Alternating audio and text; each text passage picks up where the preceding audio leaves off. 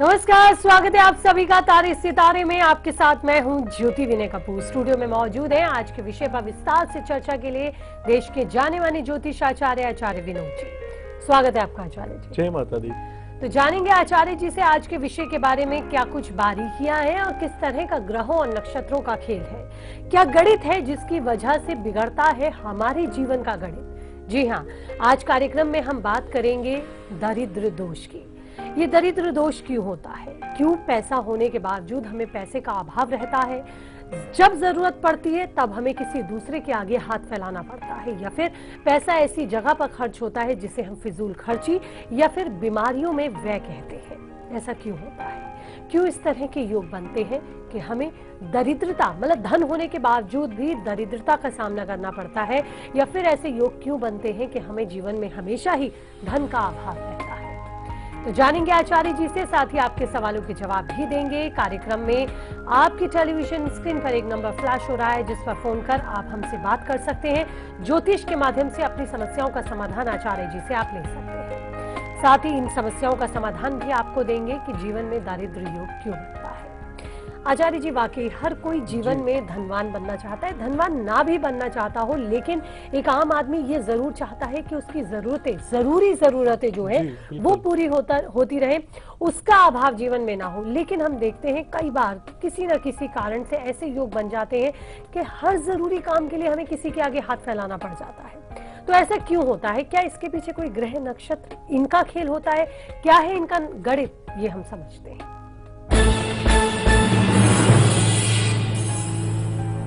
बिल्कुल ज्योति जी, बहुत ही वेदना का विषय है, बड़ी पीड़ा का विषय है। अपने तमाम उन दर्शकों से पूछना चाहते हैं जिनके जीवन में कोई संसाधन नहीं होता है, पूरा जीवन संघर्ष में निकाल देते हैं, लेकिन उनके घर का जो है तावा कभी गर्म नहीं होता है।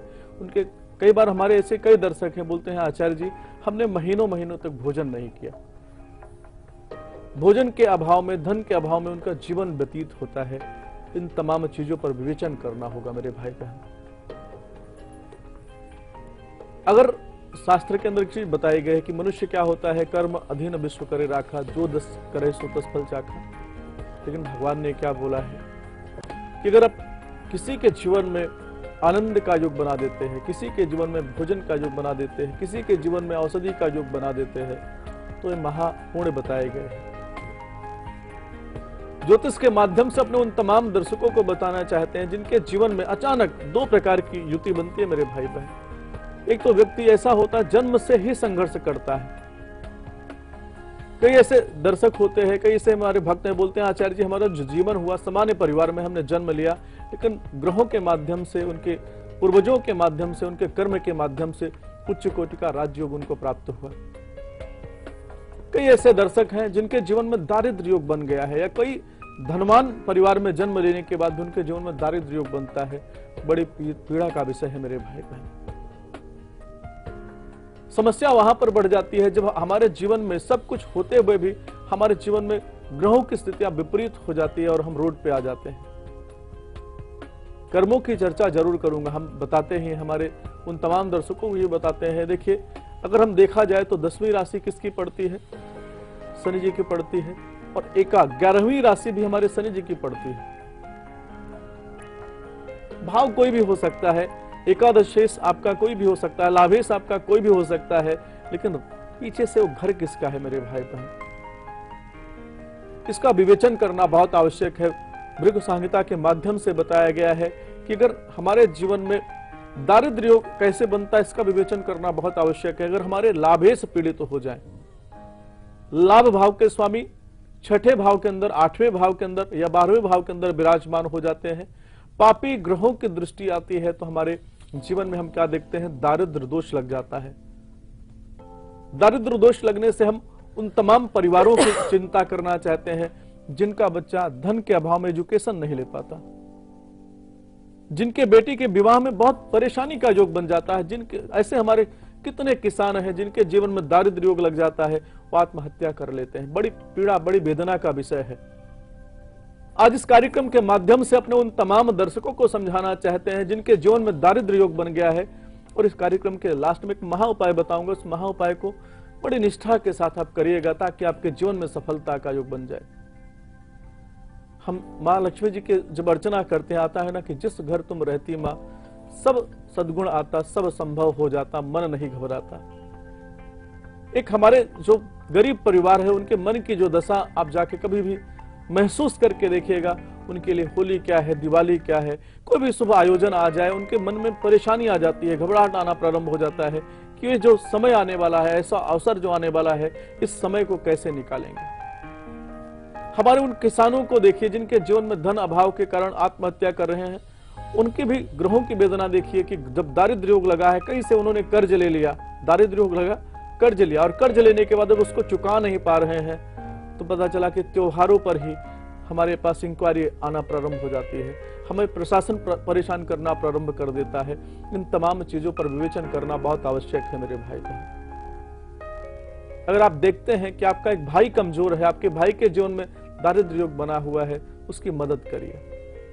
आप देखते हैं कि आपकी आंखों के सामने समाज में कोई पीड़ित है, कोई किसी के जीवन में समस्या का योग बना है, उसकी मदद करिए, क्योंकि उसने कर्म कुछ तो ऐसे किया है जिसके माध्यम से उसके जीवन में वह अच्छे कर्म को करके भी उसके जीवन में सफलता का योग नहीं बन पा रहा है। और हम समझाना चाहते हैं, शनि जी आपके जीवन में दशमेश और लाभेश होकर के आपके जीवन में पीड़ा समस्या का योग तब बनाते हैं जब हमने किसी के साथ विश्वासघात किया, हमने किसी की संपत्ति को लेकर के उसको वापस नहीं किया, किसी के धन को हमने चोरी कर लिया, या किसी को मानसिक रूप से, क्योंकि शनि जी कहते हैं कि अगर आप नेक कार्य करते हैं, अच्छे कार्य करते हैं, तो हम चाहे कहीं पर बैठे हों, कोई भी हमारी राशि पड़े, लेकिन दशमेश अच्छा कर देते हैं, लाभेश अच्छा कर देते हैं, आपके जीवन में उच्च कोटि का राजयोग बन जाता है। लेकिन अगर हमने दशमेश और लाभेश को हमने पीड़ित कर दिया है, किसी को पेन पहुंचा दिया है, शनि जी के बताए हुए नियम का हमने पालन नहीं किया है, तो हम क्या देखते हैं कि हमारे जीवन में वेदना का, समस्या का योग बन जाता है। हमारे जितने दर्शक हैं, आप तमाम दर्शकों से हाथ जोड़कर आग्रह है कि अगर आप अपने जीवन में किसी को पीड़ित देखते हैं, उसकी मदद करके देखिएगा, विश्वास मानिए शनि जी आपके जीवन में अच्छे लाभ का योग बना देंगे। एक दीपावली का महापर्व आने वाला है, आप अपने हृदय के अंदर ऐसा संकल्प कर लीजिए कि कम से कम 5 परिवार, 10 परिवार को आप मदद करने वाले हैं, उसके जीवन में आनंद का योग बनाने वाले हैं। विश्वास मानिए राहु जी की प्रभुता से, क्योंकि देखिए हम जो देखते हैं ना, पटाखे, ये सब चीजें किसकी द्वारा बताई गई संपत्ति है, ये हमारे राहु जी के माध्यम से, क्योंकि राख करने का कार्य कौन करते हैं, ये राहु जी के माध्यम से। और राहु जी के माध्यम से अगर बेहतर है कि राहु जी के माध्यम के जो प्रयोग है उसको थोड़ा करें, लेकिन 5 परिवार, 10 परिवार को अगर आप संकल्प ले लेते हैं कि हमारे आसपास में 5 परिवार की हम मदद करने वाले हैं, वृद्धाश्रम में जाके अपने जो बुजुर्ग लोग हैं उनकी सेवा करने वाले हैं, किसी हम गुरुकुल के अंदर जाकर के मदद करने वाले हैं, तो विश्वास मानिए जो दारिद्र दोष है उसका प्रभाव आपके जीवन से समाप्त होगा, आपके जीवन में लाभ का योग बनेगा। अगर आपका लाभेश 6ठे भाव के अंदर विराजमान है, 8वें भाव के अंदर विराजमान है, 12 भाव के अंदर विराजमान है, तो हम क्या देखते हैं कि जब भी दशा, अंतर दशा, प्रत्यंतर दशा आएगी, हमारे जीवन में दारिद्र योग बन जाएगा। मेरे भाई बहन सावधान रहिए, सही समय के अंदर सही उपचार करिए, ताकि आपके जीवन में परेशानी, पीड़ा का योग न बन पाए, आपके जीवन में लाभ का योग बनता चला जाए। तो क्या सावधानियां हैं, क्या उपाय हैं, वो भी हम आचार्य जी से जानेंगे, और कि किस तरह से ग्रह नक्षत्र अपनी चाल चलते हैं, हमारे जीवन पर दारिद्र्य योग बनाकर अपना दुष्प्रभाव छोड़ते हैं। ये तो आपने सुना, लेकिन इसको हम कैसे दूर कर सकते हैं, इस कष्ट से हम कैसे निकल सकते हैं, क्या वो महा उपाय हो सकता है जिससे माँ लक्ष्मी का आशीर्वाद हम पर बरसे, ये भी हम आचार्य जी से जानेंगे। कॉलर सवालों के साथ जुड़ रहे हैं। हैदराबाद से सुनील हमारे साथ हैं, स्वागत है सुनील जी, पूछिए। हेलो, सुन रहे हैं सुनील जी, आप अपना सवाल पूछिए। Good morning ma'am. Good morning, date of birth बताइए। चरणों में कोटि कोटि प्रणाम। बहुत बहुत आशीर्वाद है सुनील जी आपको। आचार्य जी, कल मेरा कॉल लगा था, लकी कलर था, आपने जो मेरे उपाय बोले थे जी, तो आचार्य जी कल मैं बिजनेस के बारे में पूछा था, वो बता नहीं पाए थे जी। तो आचार्य जी मेरा डेट ऑफ बर्थ है 28/9/1981। 1981 समय जी 00:45। ये 27 की रात है आचार्य जी, और 28 की सुबह है। 45 जन्म स्थान हैदराबाद। जी, अब क्या जानना चाहते हैं आप? आचार्य जी, मैं कौन सा बिजनेस करूं और किस दिशा में मुझे करना चाहिए, कौन सा बिजनेस मेरे लिए श्रेष्ठ रहेगा आचार्य जी? एजुकेशन से संबंधित क्षेत्र का चुनाव कर सकते हैं सुनील जी आप? Hello hello. हाँ, एजुकेशन क्षेत्र में आप चुनाव कर सकते हैं? जी मैं ग्रेजुएशन करा हूँ आचार्य जी मैं भी। बिल्कुल। देखिए, जैसा कि आपकी पत्रिका का हमने विवेचन किया है, दशमेश आपके बृहस्पति महाराज जी का योग आपकी पत्रिका के माध्यम से बन रहा है और लाभेश आपके मंगल महाराज जी हैं। तो गुरु से संबंधित अगर व्यवसाय आप करते हैं, एजुकेशन से संबंधित कोई भी व्यवसाय करते हैं, तो विश्वास मानिए आपके जीवन में सफलता का योग बन जाएगा। दूसरा एक कार्य कर सकते हैं कि आप जो प्लास्टिक की चीजें हैं उसका भी कोई व्यवसाय अगर आप करते हैं तो आपके जीवन में विशेष लाभ का योग बन जाएगा। और वक्त चला है लकी कॉलर से बात करने का। लकी कॉल में डायल करते हैं आज के लकी कॉलर को फोन।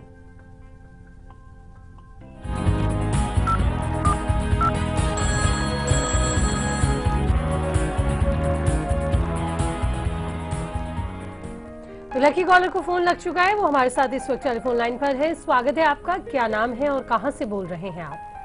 हेलो मैम नमस्ते। नमस्ते, क्या नाम है आपका? नेहा, दिल्ली से। अच्छा नेहा, बहुत बहुत स्वागत है आपका और ढेर सारी बधाई, आप कार्यक्रम में आज लकी कॉलर बनी है। और चलिए अब आपके पास मौका है आचार्य जी से बात करने का। सवाल पूछिए, डेट ऑफ बर्थ। आचार्य जी स्वागत करो इस पर। खुश रहिए बच्चे। आचार्य जी मुझे अपने बारे में ही पूछना था जी। डेट ऑफ बर्थ बताइए नेहा। 23 अक्टूबर 76 जी। 1900 और 75। 76 अच्छा 76।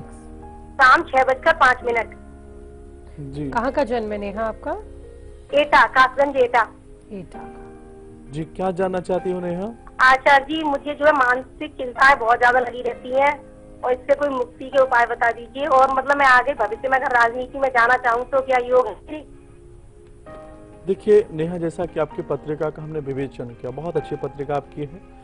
आपका जो जन्म हुआ है मेष लग्न के अंदर जन्म हुआ है, जन्म राशि तुला राशि आपकी है। लेकिन आप सबसे पहली चीज बीमारी को समझना आवश्यक है। दो प्रश्न आपने किया है। पहला प्रश्न क्या है, शरीर के माध्यम से कि आपकी जो मानसिक पीड़ा, मानसिक परेशानी का योग रहता है उसका कारण क्या है। समझना होगा कि आपकी पत्रिका में अमावस्या दोष 7वें भाव से विराजमान है, तो मन में डाउट, फालतू की चीजें, नकारात्मक चीजों का समावेश, ये सब चीजें हृदय में रहेगी। बेहतर है कि अमावस्या दोष का आप पूजन करें। और दूसरा कार्य करना है कि आप हर सोमवार के दिन थोड़ा सा दूध डालकर स्नान करना प्रारंभ कर दें, भगवान शिव का पूजन करना प्रारंभ कर दें, ताकि आपके जीवन में सफलता का योग बन जाए। दूसरा आपने प्रश्न किया है कि आपके जीवन में राजनीतिक योग है कि नहीं है। आपकी पत्रिका का हमने विवेचन किया। 6ठे भाव के अंदर बुध महाराज जी विराजमान है, अच्छे वक्ता आप हैं, आप अच्छे नेता तो हैं। थोड़ा कोशिश करें, ग्रहों की शांति कराएं, तो आपके जीवन में सफलता का योग बन जाएगा। अगली कॉल हमारे साथ रुद्रपुर से हैं शारदा जी, स्वागत है, पूछिए आप। हेलो जी शारदा जी। नमस्ते मैडम। नमस्ते। आप रुद्रपुर से बोल रही हैं? जय माता दी। मैं अपने कजन के बारे में जानना चाहती हूँ, सिस्टर है मेरी। जी, डेट ऑफ बर्थ बताएं उनका। डेट ऑफ बर्थ है 25/7/85। जी। जन्म समय? मैं समय रात के 8:30 बजे और जन्म स्थान जोधपुर। क्या सवाल है आपका? सवाल ये है पंडित जी कि इसकी शादी हुए 5-6 साल हो गए हैं और इसके हस्बैंड ने इसको घर से बेघर कर दिया है। मतलब मेरे अंकल के पास में रहते हैं, अंकल की आर्थिक स्थिति अच्छी नहीं है, फिर भी वो अब उसके एक बच्ची भी है, उसको साथ में लेकर यहाँ रह भी रही है। और उसका हस्बैंड चाहते हैं उसको तलाक देना, लेकिन ये नहीं चाहती है कि मैं उसको तलाक दूं, ये चाहती है मैं उसी के साथ रहूं। तो ये एक तरफ से तो संभव है नहीं। तो अगर ये तलाक ले ले ये सही है, या तलाक लेके ये दूसरी शादी करे तो कैसा रहेगा? और ये गवर्नमेंट जॉब के लिए अभी ये कंपटीशन एग्जाम दे रही है, तो क्या इसको सफल होगी? बिल्कुल। आपका शुभ नाम क्या है? इनका नाम है शारदा। शारदा जी, हेलो। देखिए शारदा जी, मुझे नहीं लगता है कि जो इनका विवाह किया गया, विवाह के समय पर सूर्य मंगल 7वें भाव के अंदर विराजमान है। हम कहते हैं एक विवाह, एक रोग लगा है ना, जब तक उसका उपाय हम नहीं करते हैं, एक विवाह करें, दूसरा करें, तीसरा करें, बेहतर है कि जो इनकी पत्रिका में 7वें भाव के अंदर सूर्य मंगल से अरिष्ट दोष बन रहा है उसका आप निदान कराएं। विष दोष इनकी पत्रिका में 10वें भाव से, क्योंकि करियर भी इनका पीड़ित हो रहा है, तो करियर में भी अच्छी सफलता का योग इनकी पत्रिका के माध्यम से दिखाई नहीं दे रहा है। बेहतर है कि 2 उपचार करना चाहिए। एक तो विष दोष की शांति आप करा दीजिए, दूसरा अरिष्ट दोष की शांति आप करा दीजिए, एक नीलम रत्न आप धारण करा दीजिए। तलाक बिल्कुल ना दें, क्योंकि दूसरे विवाह का योग इनकी पत्रिका में नहीं है। बेहतर है कि इन दोषों का निदान कराएं, ताकि इनके जीवन में सफलता का योग बन जाए। इस महाप्रयोग को करा के देखेगा, विश्वास मानिए अच्छी सफलता का योग बन जाएगा। तो सवालों के जवाब लगातार आचार्य जी दे रहे हैं, लेकिन इस बीच हमारा भी एक सवाल आचार्य जी है। आपने ग्रहों नक्षत्रों के बारे में बताया कि किस तरह से दारिद्र्य योग जीवन में बनता है, किन कर्मों से बनता है। अब वो महा उपाय भी बताइए जिससे महालक्ष्मी की कृपा हो, और लक्ष्मी की कृपा से कम इतना तो जीवन में धन मिले कि इंसान अपनी जरूरतों को जरूर पूरा कर ले, उसके लिए किसी के आगे हाथ ना फैलाना पड़े। तो क्या उपाय है इसके लिए जानते हैं।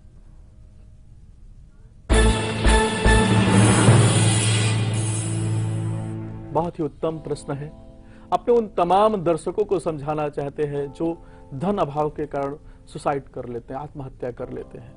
अपने उन तमाम लोगों को समझाना चाहते हैं जिनके पास भोजन का साधन नहीं बन पाता। अपने उन तमाम दर्शकों को समझाना चाहते हैं जिनके जीवन में अचानक क्षति, अचानक धन नाश का योग बन चुका है। बड़ी आस्था के साथ इस महाउपाय को करना है।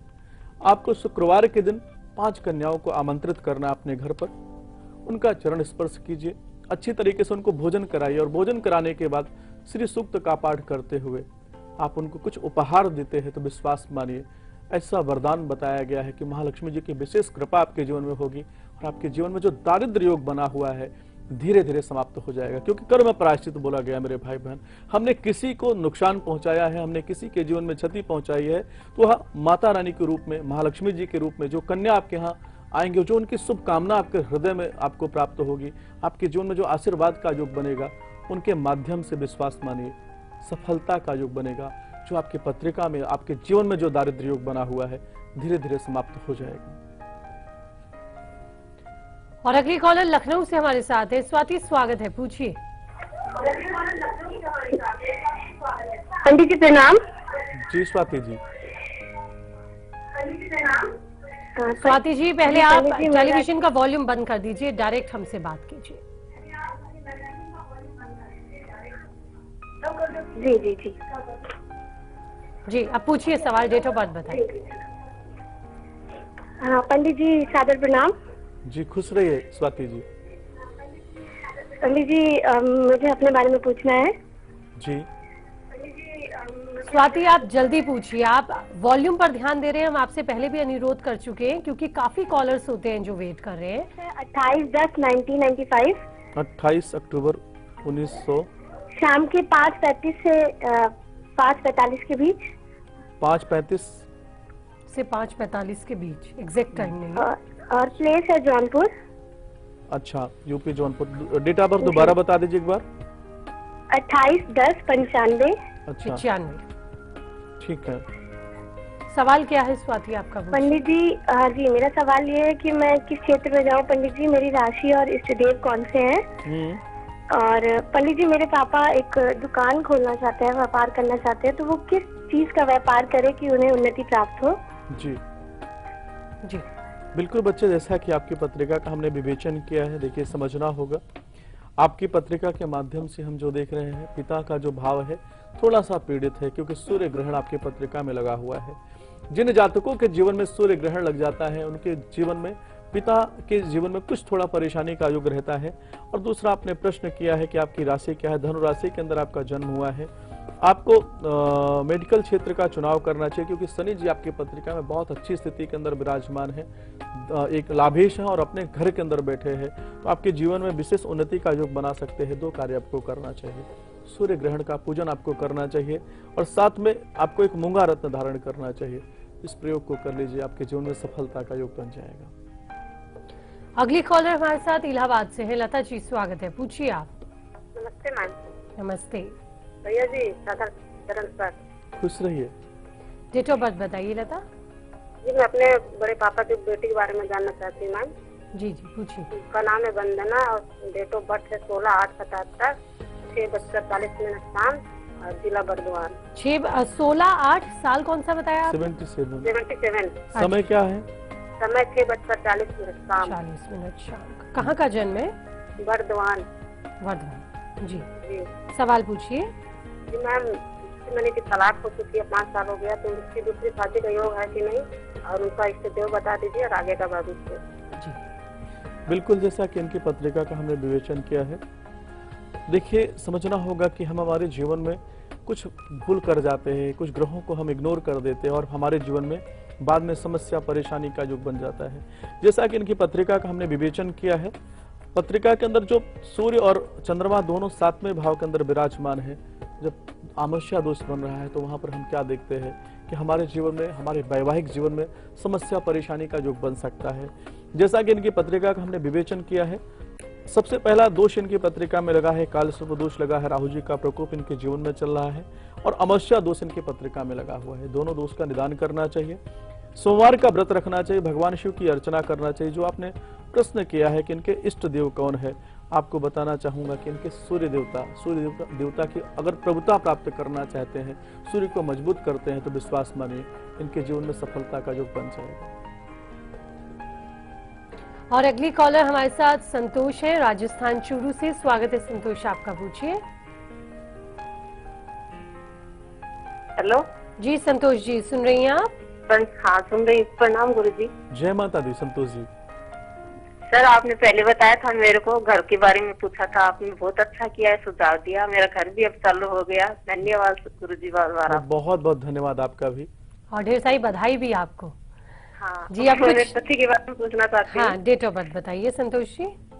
हाँ 11 अगस्त 1970 11 अगस्त 1970 और 12:30 बजे चूरू। 12:30 दिन का है, रात का है? दिन का, दोपहर का जी। चूरू का ही जन्म है। सवाल क्या है आपका? वो गुस्सा बहुत करते हैं। वो तो उनको, और मैं लड़का उनके साथ, उनकी दोनों की बाप बेटे की बिल्कुल नहीं पड़ती। जी बिल्कुल आप परेशान ना हो, भगवान से प्रार्थना करेंगे कि उनको, क्योंकि गुस्सा किसको आता है, जब ग्रहों की कहीं पर गति खराब होती है तो मनुष्य के जीवन में क्रोध की अधिकता हो जाती है।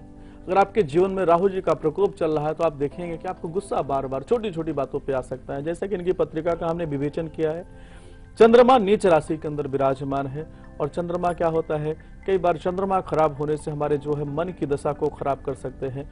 वर्तमान में इनके ऊपर मंगल का अंतर चल रहा है और मंगल इनके जीवन में सफलता का योग बना रहे हैं। करना क्या है, एक छोटा सा उपाय करना है। सोमवार के दिन चांदी के पात्र में कच्चा दूध लेना है, सफेद पुष्प लेना है, थोड़ा सा इत्र डालना है, भगवान शिव को अर्पित करना है, ओम सोमाय नमः इस मंत्र का जाप करना है, उनसे प्रार्थना करना है, हे भोलेनाथ हमारे जीवन में जो मानसिक दशा खराब चल रही है, मानसिक पीड़ा का युग बना है, इसको समाप्त कर दीजिए, अच्छी सफलता का युग बना दीजिए।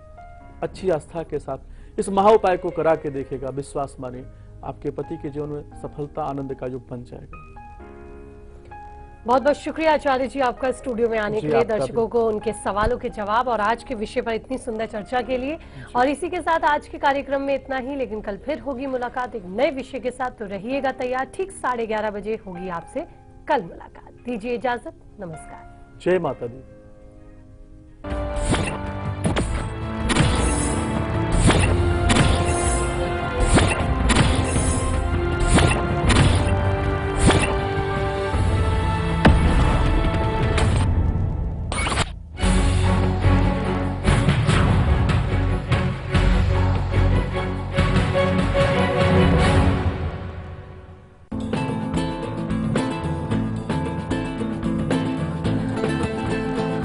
एक हसीना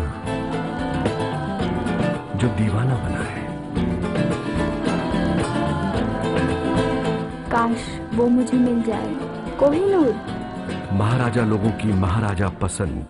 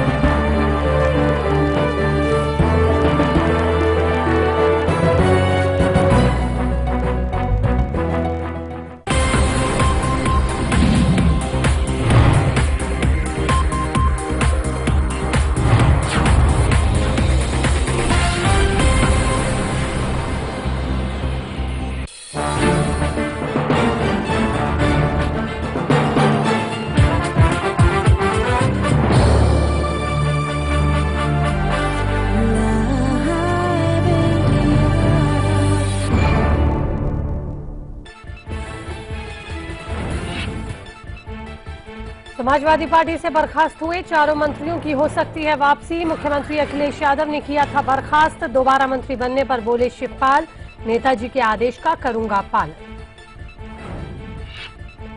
रामगोपाल यादव का मुलायम पर हमला। अखिलेश की लोकप्रियता से हो रही है जलन। मुलायम नहीं चाहते अखिलेश बढ़े आगे। अमर पर बोले रामगोपाल, असली सिक्के पर भारी पड़ा खोटा सिक्का। पाकिस्तान के क्वेटा में पुलिस ट्रेनिंग सेंटर पर आतंकी हमला। हमले में 60 जवानों की मौत, 118 जख्मी। हमलावरों ने खुद को उड़ाया। पाकिस्तान ने मसूद अजहर समेत 5100 आतंकियों के बैंक अकाउंट किए फ्रीज। खातों में 40 करोड़ रुपए से ज्यादा की थी रकम। बर्ड फ्लू को लेकर दिल्ली सरकार ने जारी की हेल्थ एडवाइजरी। अधपका चिकन और अंडा न खाने के दिए निर्देश। राजधानी में 64 पक्षियों की बर्ड फ्लू से मौत। इलाहाबाद में एक शख्स की भूख की वजह से मौत। कई दिन से नहीं जला था चूल्हा, खाना न मिलने की वजह से था बीमार।